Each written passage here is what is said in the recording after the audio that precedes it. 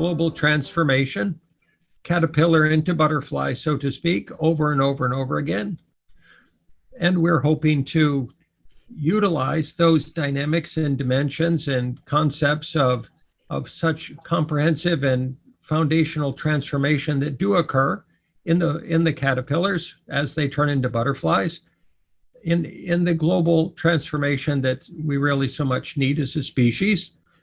It's challenging for a caterpillar to create a cocoon and then liquefy its body and then turn into a butterfly. And that said, it's challenging for us as a species to look at all of the world that we've created, the cities, the nations, the political systems, economic systems, cultures, religions, etc., and to say it's kind of necessary for us to be willing to take that comprehensive a transformational step and that profound a transformational step in order to generate what is truly a sustainable life process for our species that would honor the planet, honor the other species on the planet, and serve future generations substantively and positively. So this is a metaphor. If we see the past, the history of humanity as the ship on the left, and if we see the future of humanity as the ship on the right, and just metaphorically, the dynamics that have gotten us to this point in history of truly love, kindness, care, human goodness, our soul process, the process and dynamics of spirit, the kindness and generosity of the natural world have all allowed us to get to this point. And paradoxically, if we were to continue along on the same path that we've been operating from in future, we would continue to devour the world, we would burn up our environment, we would damage the potential for future generations to live happy, joyful lives. And of course, we would continue along the lines of making many more species than we already have extinct and polluting the world simultaneously. So there is, we've operated in the past out of dynamics quite often of either fear, control, safety seeking, tribalism, primal survival drives and techniques, conspicuous consumption, acquiring more and more and more, focusing on creature comforts, ego satisfactions, etc. in the world. And that has brought us as far as it can. We have utilized war and judgment and punishment as modes of trying to teach ourselves as a species and evolve ourselves and to remain safe and functional.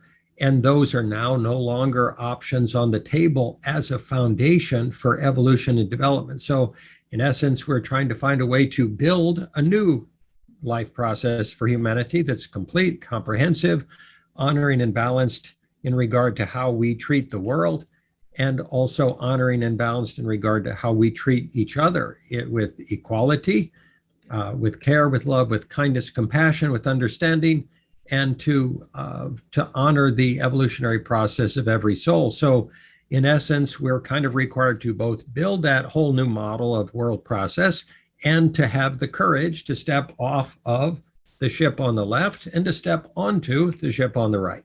So metaphorically speaking, or to leap. So there's a leap of faith that we assume and believe and perceive is going to be a requisite element of success. And that some of that faith means building that new model, designing it together, collaboratively, bringing in as many different organizations, peoples, nations, genders, races, ages, belief systems, technical capacities, etc., to design it and to implement it in ways that are transformational globally and simultaneously acceptable to any indigenous culture of our world, and recognizably, constructively, effectively, and efficiently uniting of our species rather than dividing us, turning us against each other, seeing ourselves as separate entities or groups or tribes, and thus through that division, rendering us incapable potentially of transforming our world in the time available.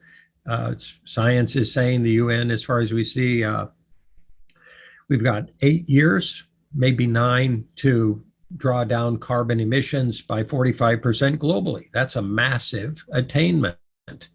That means everything, every organization in our world, potentially every nation, will be required to fundamentally change how we orchestrate that transformation peacefully, joyfully, in a way that doesn't create undue suffering on anybody's part, and that is efficient and effective, and is a transformation rather than a shocking change we feel is necessary. Another metaphor.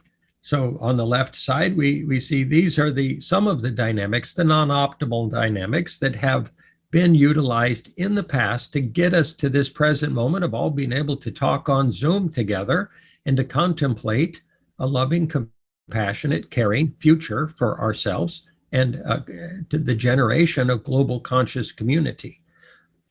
Of course, these lists are not complete. They're just what fit on the slide, so to speak. We hope they're useful high points.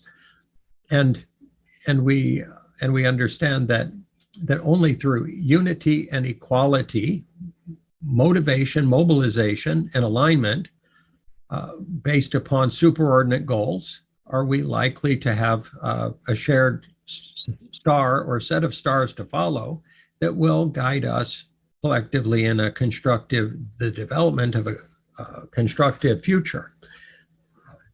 Now, so we see this, and we're labeling the WSS transformation and transition process on this slide. It is not that.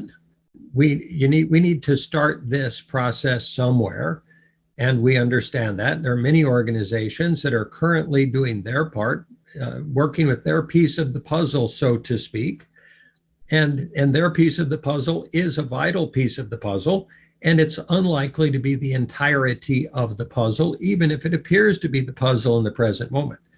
We do not assume, as an organization, that we have all the pieces of the puzzle. We're trying to design systems, organization, culture, and conscious collaborative modeling and capacity that will act as a big scoop to collect and hold and nourish and nurture and let all the ingredients of the solutions that everyone else has to simmer together, and kind of like in a crucible container or a gestational vessel. And we understand there's a transformational shift, and we hope to be facilitative. If we are the highway that people or the path that they tread upon, getting there, that's fantastic. We see humility as key and core and necessary to this process. If we cannot operate humbly, and if we can't be constantly receptive to other people's positive intentions, contributions, understandings, expertise, love, co-creative soul possibility, we won't be necessarily, we won't exhibit the requisite necessary state of understanding to be able to help the synthesis and the integration of all of that current human potential to be brought into optimized fruition.